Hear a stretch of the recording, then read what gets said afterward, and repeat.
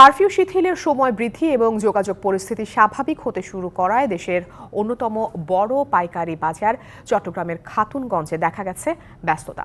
প্রতিনিয়তই পণ্য বোঝাই ট্রাক ঢুকছে বাজারে। এরই মধ্যে পণ্যের সারিতে ভরপুর হয়ে উঠেছে প্রতিটি মোকাম। এর প্রভাবে পেঁয়াজ, রসুন, আদা সহ বিভিন্ন নিত্যপণ্যের দাম কমতে শুরু করেছে।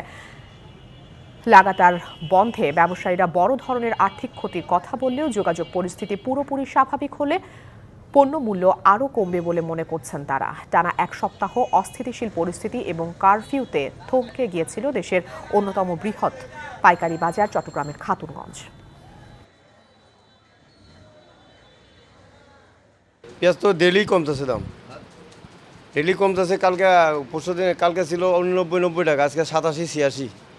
আর নর্মাল যেগুলো সেগুলো আরও কম, 82 টাকা বাড়ছিল। যেমন একটু চিনিটা বাড়ছিল, চিনিটা আবার কমে যাচ্ছে। তেলটা একটু বাড়তি, লিটারে 1-2 টাকা করে বাড়তি যাচ্ছে এখন, ঠিক আছে।